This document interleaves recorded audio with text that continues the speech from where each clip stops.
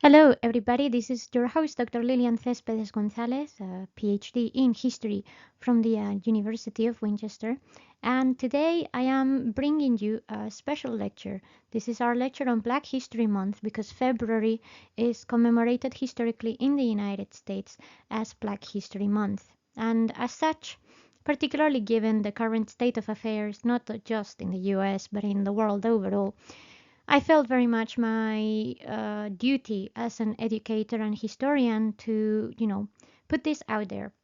So I hope that this lecture reaches the right people, and I hope that it helps us all remind ourselves that the world doesn't have to be the way that it is, and that we have the power of change in our hands, difficult as it may seem. So, for those of you listening at home, thank you so much for spending some time in here with us. And thank you, by the way, to all of our amazing patrons, supporters, and members on our PayPal Buy Me a Coffee. It is thanks to you that I can actually afford to put my voice out there to help people understand complicated moments in history and culture and politics, like what we're doing here today. And by the way, this is as well in honor and in appreciation of every single person of color who are part of my life, to my friends, to my tour guide colleagues, to all those people who so epically inspire me, to those badass Nigerian women who actually taught me a few life truths many years ago, and to the other ever first Lillian I met, which was a wonderful woman from the church community in South Africa who really, really opened my eyes to things that I did not know. Because as a white Caucasian woman in the north of Spain, I had never actually engaged with black culture or black people up until I was literally 11 years old. And it was thanks to that one summer camp that, well, my appreciation for the world and for people completely changed. So thank you to all of you for enriching my life, because it is thanks to those experiences that I can do this today.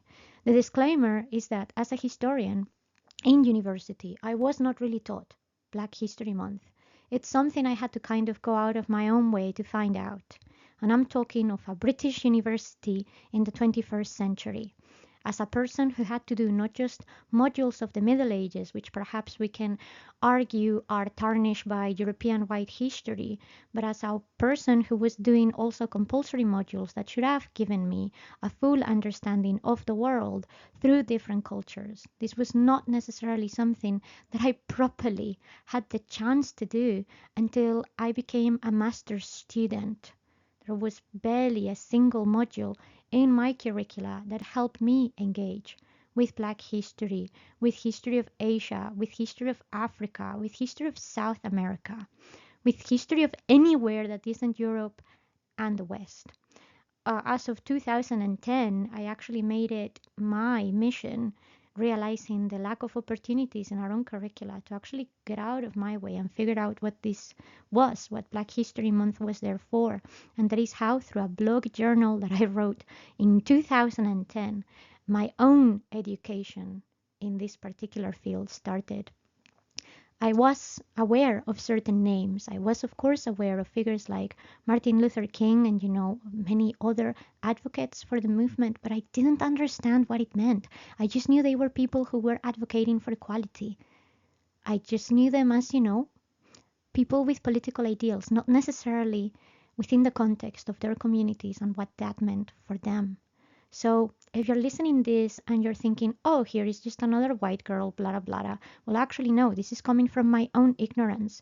And because my own ignorance had to be corrected, I am hoping that to all of those other people listening at home who may have been in my situation at some point or another, this is of use as well.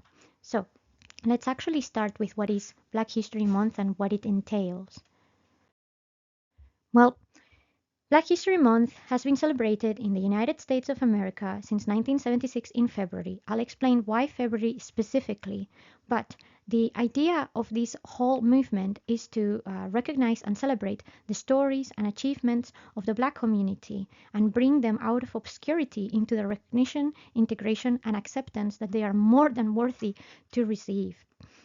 It was actually thanks to President George Ford that was first recognized as a national celebration in 1976, and ever since then, each American president traditionally has endorsed a specific theme for the month.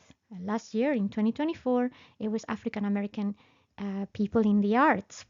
This year, no comment. 2025, second Trump presidency. Just for a bit of context.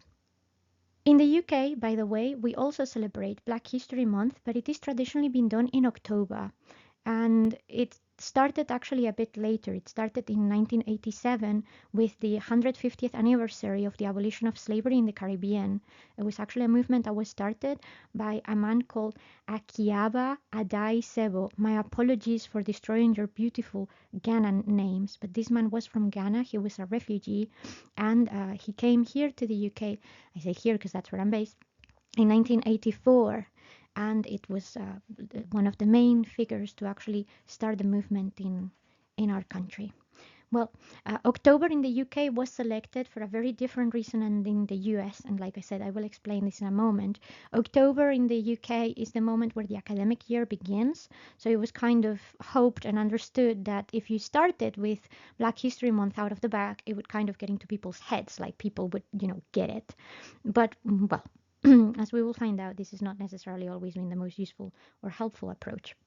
Now, in the UK, it started following on from what American historians had done and borrowing a lot from American history. But as time has gone on, Black History Month in the UK has pushed for more local appreciation. The history of Black people in the UK has slightly different connotations than in the US, as it does in many other countries.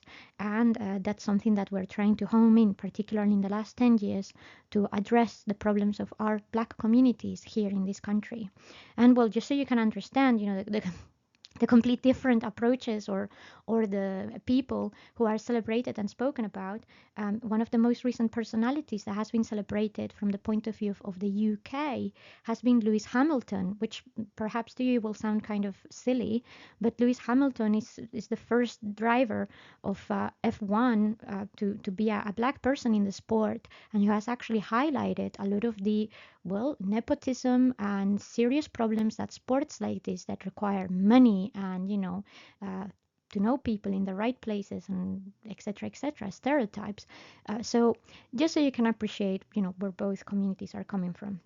Now, I'm also very pleased to announce that as of 2022, Wales has become the very first nation in the UK to introduce mandatory changes in the curriculum to ensure that Black history is not just a month, that it is thoroughly covered throughout the curricula, throughout the whole year, to address subjects such as racism and the discussion of minorities and ethnic groups that are part of the history of the UK, of the history of the world, and that need to be understood and explained all year long, not just 1 month a year, because Black History Month is every month. I hope we can all be clear on that front. Well, this is not to say that the US and the UK are the only people that celebrate Black History Month, not at all. There are other Western countries that actually celebrate Black history. Germany started doing this since 1990. Canada also joined the wagon in 1995, and they also celebrated in February. Ireland in 2010, so notice how we've already changed century, and places like France since 2018. So as you can see, one of the reasons why this movement is important now is because there are still many countries that have a history of people of color, of the Black community specifically, and who aren't actually endorsing and understanding the impact that this has had in their worlds and that they have had in their world. It may even surprise you that even African countries have had to specifically, in the last 5 years, start recognizing and valuing Black history. And you're probably wondering, whoa, hang on a moment. Surely that should be obvious in Africa. Well, I shall remind you that for as far as many people go, the history of Africa is only a history related to slavery and white colonialism, which of course erases thousands of years of history. So it has had to be even a movement done within to actually bring back to the surface the history of their ancestors, of their people that had been buried over colonialism and imperialistic agendas. So hopefully you understand this is far more than just a random political movement somewhere in the world. This is about leveling the field and actually making it accessible, approachable, and representative of as many human beings as possible everywhere, all the time. Well, how did it start then? Let's get through to it. Well, the origins of the movement actually come, like I said, from the United States as of 1915, thanks to the historian that you see here on the screen, Carter G. Woodson. He was the founder of what is now known as the Association for the Study of African American Life and History. This association was created to educate and research and promote achievements of Black Americans and people of African descent. Well, um, Carter Woodson himself had an interesting life, and it's a great example of what a lot of Black intellectuals had to do to actually get some recognition. He was actually born in Virginia in 1875 to parents who were former slaves. He actually had very, very few means to study, but eventually he actually got through hard work in the coal mines in his local area and achieved his dream by going to education to one of the very few schools that would actually allow a Black student to actually get through, and actually powering through there through more hardships than you would understand, to actually eventually obtaining a PhD in history at the University of Harvard and becoming professor no other than of Howard University. And in case that you guys are not familiar with the American system, many of you perhaps know the Ivy League places like Harvard, Yale, and Princeton, maybe Columbia, maybe Stanford. I promise you Howard University is a very prestigious institution where to be professor at. Well, in 1926, he started sponsoring a National Black History Week through the association on the second week of February, and this is where it all comes from. Why February? Why the second week? Well, Carter Woodson took advantage of the celebrations that were already happening in the country and that were especially of value for the Black community, and that happened to be agglomerated around the second week of February, because on the 12th and on the 14th of February, they are the birthdays of two very important people for American Black history. The 12th of February is the birthday of Abraham Lincoln, of course, massive, contributor to the abolition of slavery. And on the 14th of February, no, this has nothing to do with Valentine's Day. This has to do with the man that has just come up to the screen right now, which, in case you don't know who he is, this is actually Frederick Douglass. Frederick Douglass is the most important leader of the African American civil rights movement of the 19th century after he himself escaped slavery. So, as you can see, what essentially Carter does is, borrowing the connections that people had already formed to this specific moment in history. People were already thinking about two champions that lead the Black community out of slavery and into recognition for rights. If you approach it from the perspective of, well, since they're already celebrating, maybe we can push through, maybe we can find our own space as an adjacent subject. It's much easier than breaking through with a brand new topic that maybe some people wouldn't have time for. Because this is not just about educating the Black community, many of which were still under the yoke of slavery and unfairness in society from the very capitalistic and colonialistic agendas that I've just explained about Africa. It was also about engaging the other members of the community, Caucasian, Asian, South American, Mexican, whatever other people who were in that space and that needed to find a foot to get through. So that is why this area of February is associated and what it's chosen for, because it was easier to get a foot through the door that way, essentially. And this is something that we know in history overall and in cultural terms.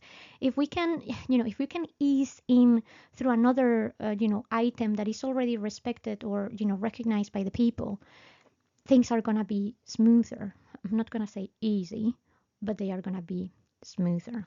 And this is how it all begins. Now, by the 1940s, efforts had begun within the Black community to push for the study of Black history in schools, in the public sphere, in, public speaking. And then, of course, the most important elements is what starts brewing in the 1960s, when Black history becomes ingrained as part of the civil rights movement and Black identity. And that is when it will evolve into Black History Month, because academic institutions generations will pioneer and understand that there is a need to actually provide people with representation and to acknowledge the work that has been done historically by the community. So that's how it all happens. That's how it becomes a week, then a month, and why it's all in February, at least for the people of the United States and Canada.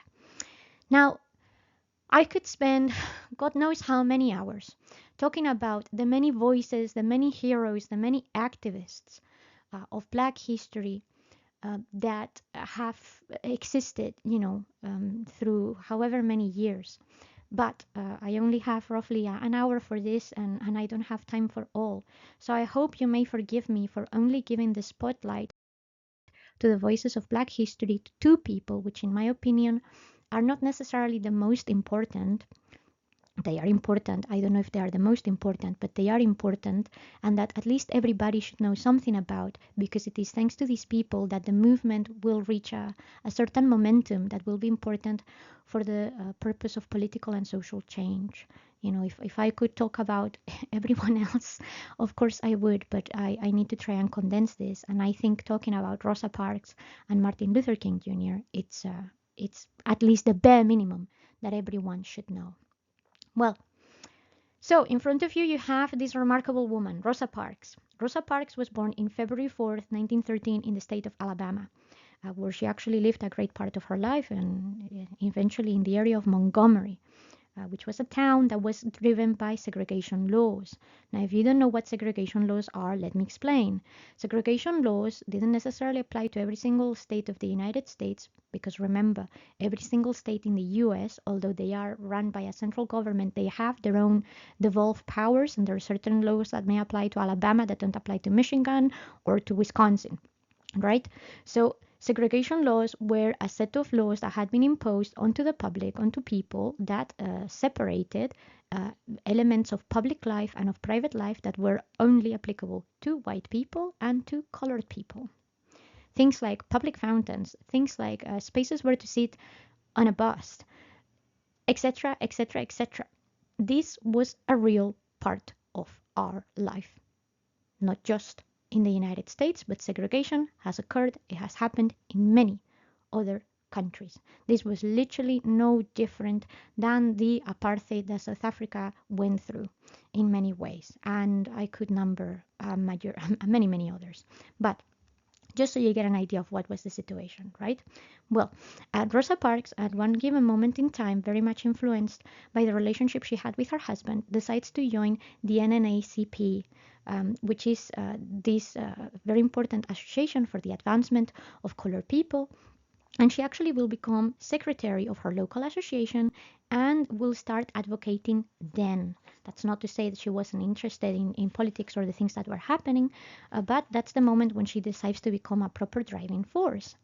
And, well, she will start building up momentum until the very fateful moment of December 1st, 1955, which is the famous bus incident. In front of you on the screen, there's actually exhibits that were used during the trial of Rosa Parks to explain what had happened in here. So, in case that you are not aware of the famous bus incident, this is what happened. Rosa Parks was also actually arrested for refusing to give up her seat in this bus for a white person. The segregation laws had designated areas in the buses for white and for black people.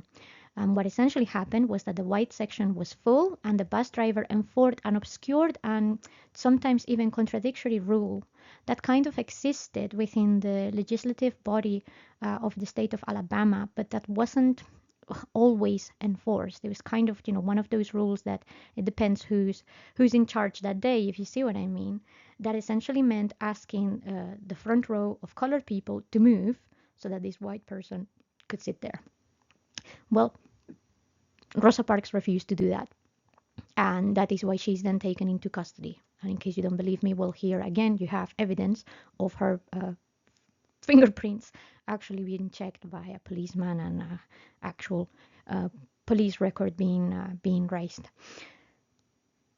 You're probably wondering, well, what the hell is all that about, right? Well, This is where the very, very memoirs and actual voice of Rosa Parks, which by the way was with us up until, very recently, is actually important. Rosa Parks was often sort of represented as not giving up her seat because she was tired. She didn't want to stand.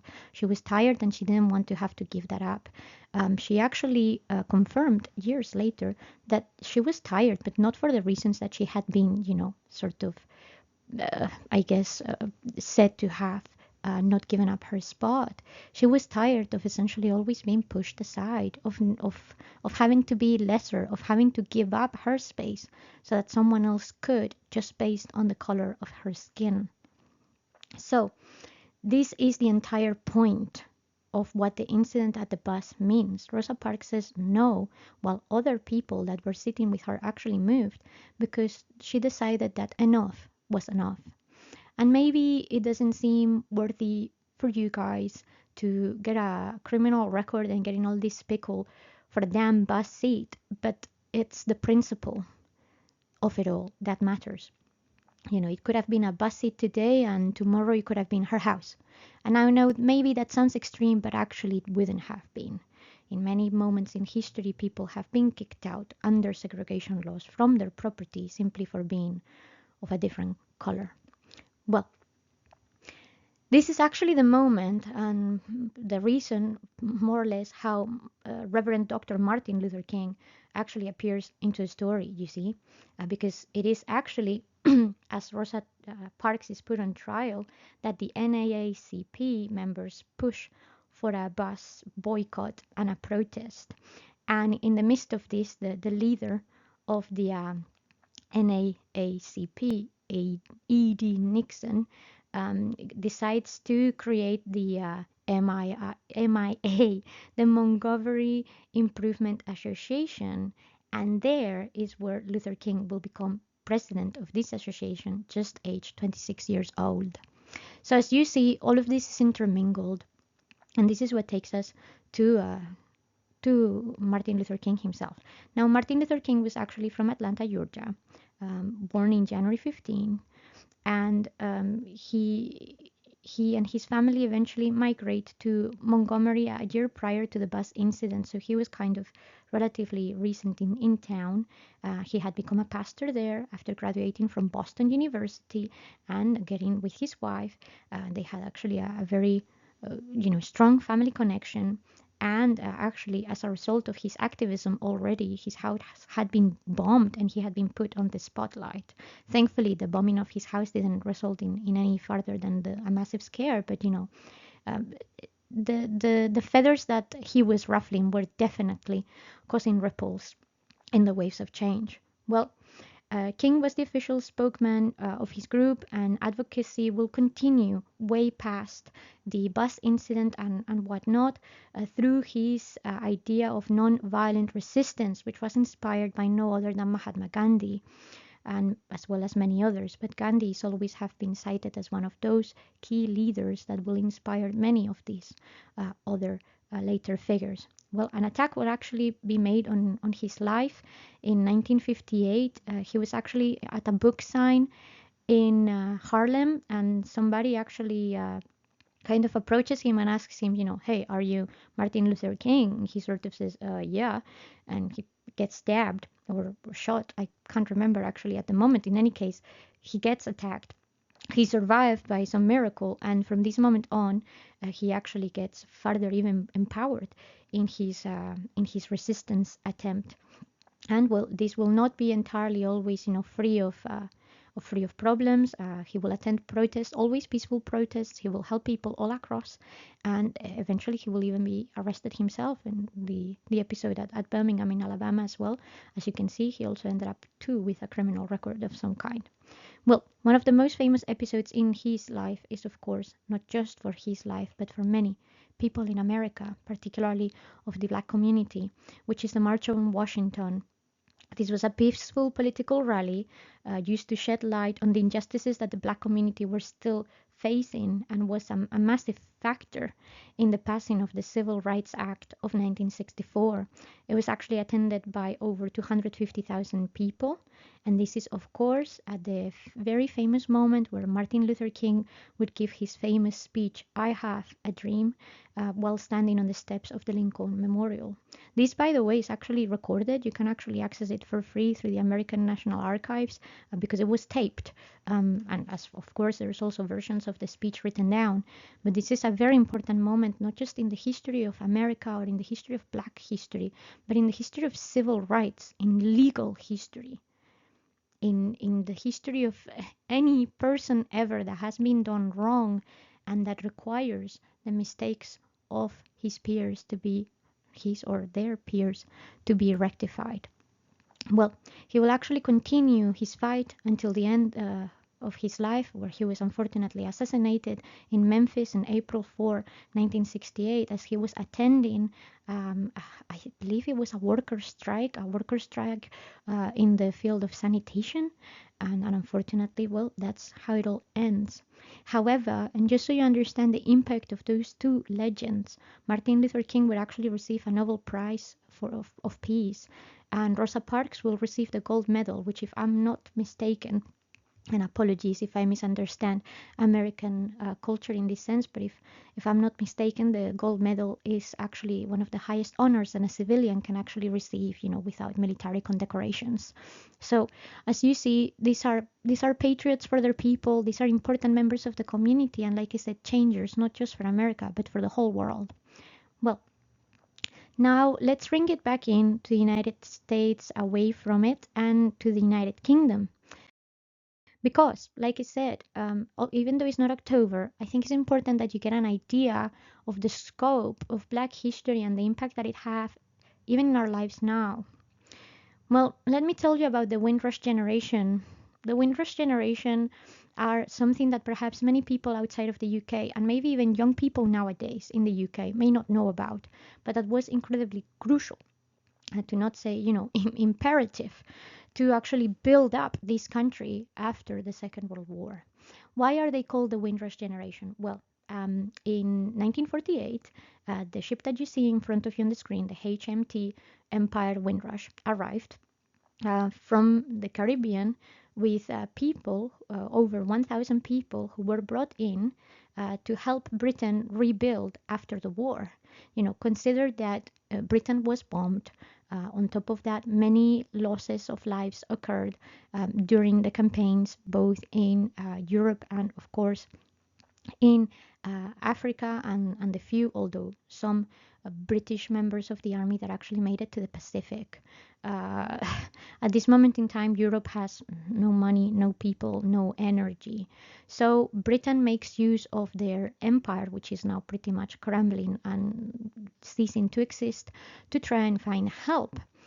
And as a result, people are brought from the Caribbean, and you can see them here on the ship, just getting down and sort of being given instructions, with the promise that because employment opportunities were poor and difficult in the Caribbean, and housing and sanitation and things maybe were not so good, that in Britain they would be met, if they came, with a direct job and with housing and with all of these things, to start a brand new life, and a life that was going to be good and fair for them. That was the pretense under which these people were brought in, like I said, by the government of the United Kingdom. It was the government that asked them to come. They didn't come here illegally or under their own pretenses or none of that rubbish. They were asked. I would say begged, but that would be perhaps a bit too biased. They were asked to come so that they could help. And they did. There is a whole list, by the way, held in the National Archive, which is kept in the British Library in London, where you can check actually the names of every single person that came, not just in the HMT Empire Windrush, but in many of the other ships that came afterwards, to confirm this information. Most of the people came from Jamaica, but there were also people that came from Trinidad, from St. Lucia, Grenada, and Barbados, which is the reason why a lot of our Black community in the UK identifies not necessarily as Black African, but Black Caribbean.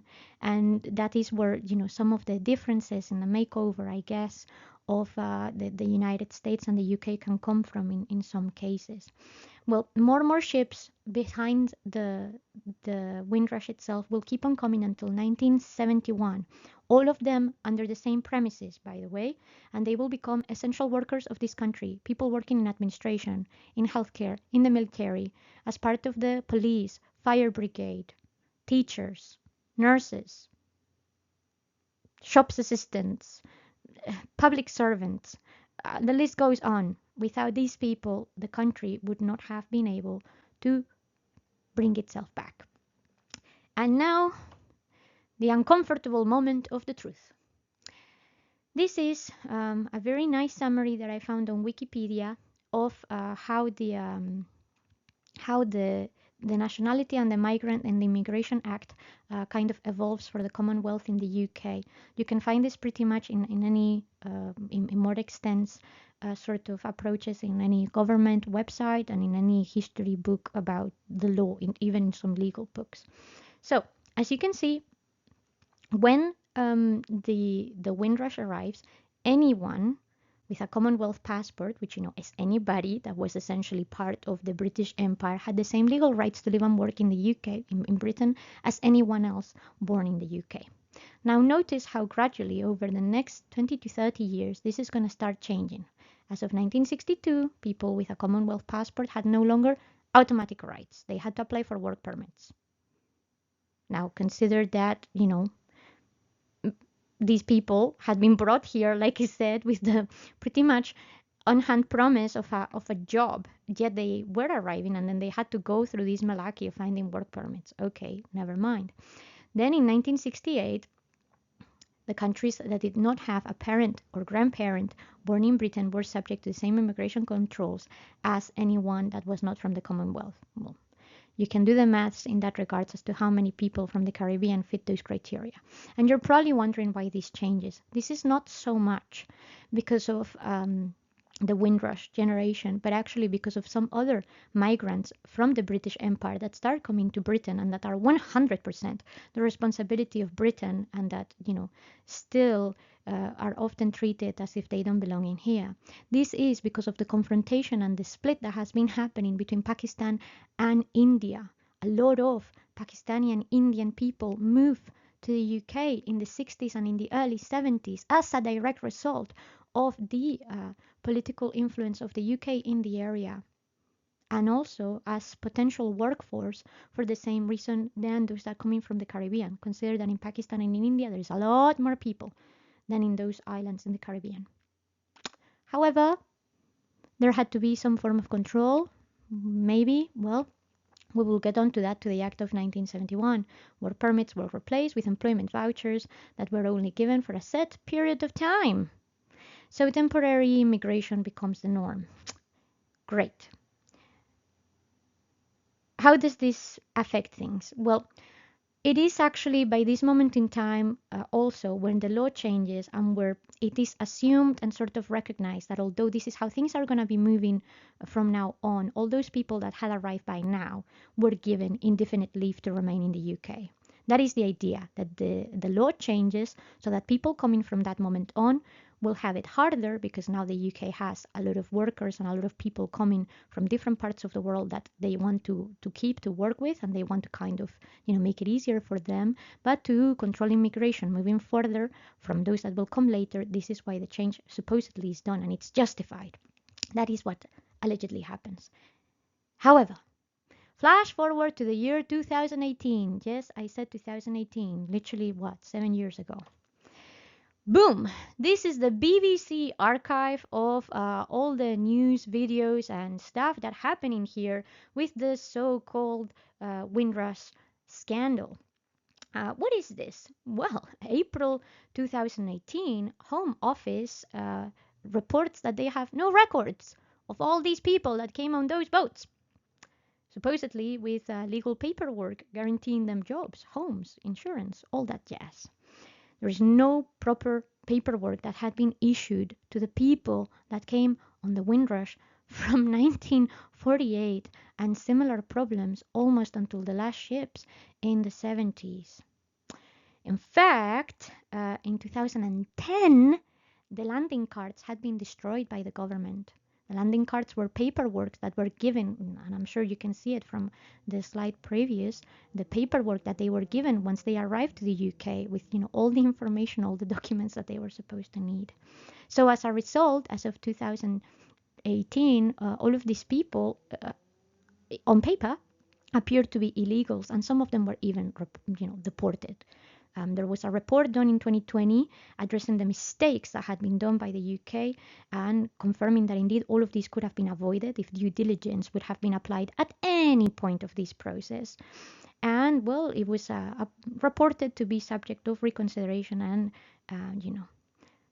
general moving forward sanctity and new rules to be revised and applied. In fact, even one of our old prime ministers, Theresa May, if I remember correctly, she will even apologize for her mistake. Now, notice how the previous archive was from 2018. This is an archive from literally right before this year started. Notice how we still are talking about this? Well, the reason why we're still talking about this is that despite the report that was issued in 2020, a lot of the recommendations that were done from a legal perspective are literally ignored or have not been implemented by the government since. More importantly, 2020 also marks the year when the UK decides to leave the EU, and that also meant that a lot of people felt that what had been done to the Windrush generation could be done to EU migrants. Why? Because in a very similar way, but through the age of, technology, people settled in this country under EU laws and with their paperwork in hand, they don't have any physical documents whatsoever. I am, by the way, one of those people. I don't have any way of proving that I am here legally, even though I am, except by a number on a spreadsheet somewhere in the home office, which allows me to log into a website and maybe get a code that I can give to some people to prove that I am a legal migrant. If at any point that website doesn't work, and trust me, it doesn't work very often, I'm essentially here in the same situation that many people from the Windrush generation. So that is why this is still here, because this was a problem caused the best part of 50 years plus ago, if not more, because of lack of due diligence, and that it's still affecting the lives of many people. Many people still have been put in airplanes or denied citizenship or kicked out of their homes because of this matter. So if you thought Black history was not relevant, think again, please. I'm not going to tell you what to think. I'm simply going to ask you to think again, because this lecture is not over yet. Of course, as history has been progressing, and as you can see, I've been taking us more and more into the 21st century, there are, of course, other reasons why Black history matters. Black history, in many ways, is also the pioneer for Latin history, for LGBT history, for Asian history, for anyone else that you can think of, any minority, religious, ethnic, race, all of them. It starts here because they are in many ways the first to fight and be recognized by the system. Well, since 2013, there's been a social and activist movement that has been made to highlight the discrimination, the racial profiling, and inequality of Black people, which is, of course, the Black Lives Matter movement. Now, this is a decentralized movement, meaning that it, unlike, for example, what Carter Woodson was doing, it was done through an association that was central and doing things specifically. This is essentially a bit disenfranchised, and there are different associations chipping into it all across the world, which is one of the reasons why the movement has, been a little bit tricky to sediment properly.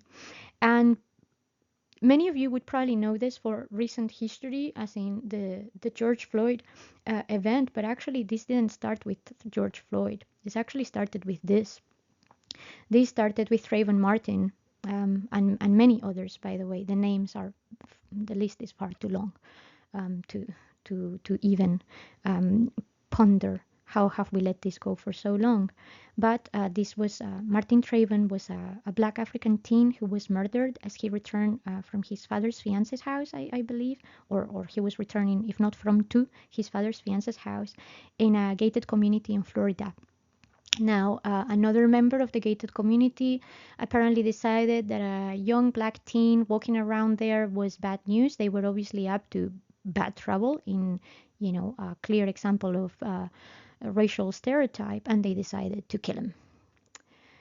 So, as a result, from the death of Trayvon Martin and the many other, often young black men and women, the movement took force. In fact, as you can see, this was actually just celebrated very recently, just a couple of weeks ago. I don't know if anyone here in here may have attended the parade through the Trayvon Martin Foundation. But as you can see, in the United States, this is still a prominent issue. And it is since then that the movement started getting more and more force to actually talk, not just on social media or the news, but in communities and have a conversation about what was happening and why, more importantly, why it was still happening.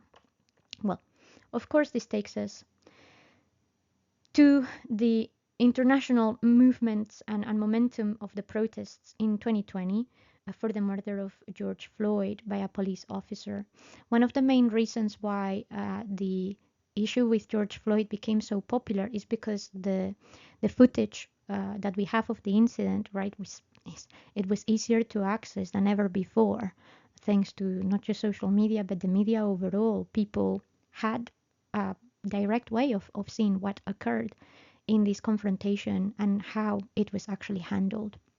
So this, by the way, is like this is an unofficial memorial that is actually done in Cup Foods, where George Floyd had a very strong footfall in the community with the mural and everything else. And I am aware by people that I know in the local area that this is still a very important part of the community and still very well looked after. Even the momentum may have lost some gas now, it's still important.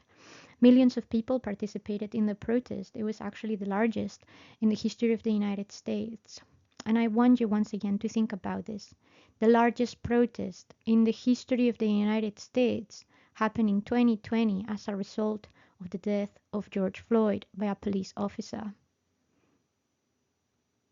Consider the number that I gave you earlier for the March on Washington about civil rights, 250,000 people. Mostly black, but not only. We have gone a long way, but I think this probably proves that there is still a lot more to go. Now, you know, guys, that I don't like ending things like this on a sour note or on a dark note unless I can avoid it.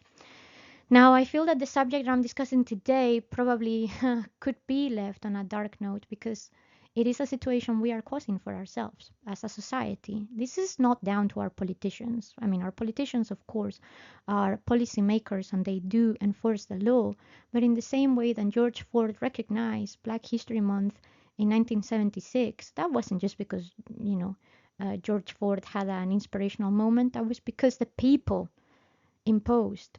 People have power. This political apathy that we've developed in recent years, and that I understand why we have developed it, right? COVID pandemic, financial crashes, the environment is perfectly understood. Constant war, it's perfectly understandable why we've developed it. However, it's not helping us. It's not helping us because when the people are apathetic, those in power and that benefit from apathy will push. And the reality is that there is a lot more of us not in power, and we have the ability to change. Change is often scary and maybe it seems impossible, but we do have that ability. And I've just proven to you guys how one woman on a bus changed history. So if one woman on a bus can change history, all of us can too.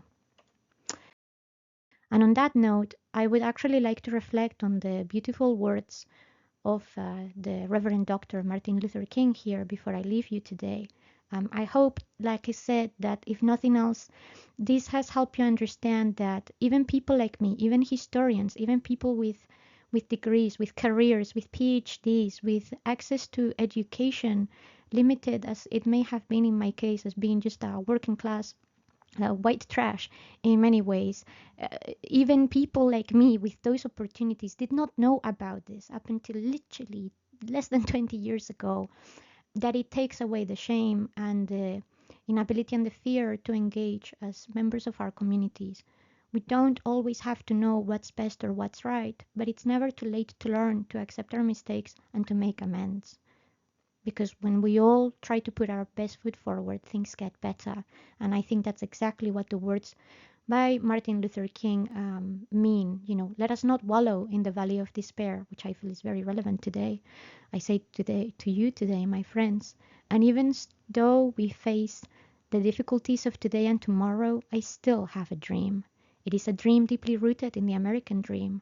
I have a dream that one day this nation will rise up and live out the true meaning of its creed.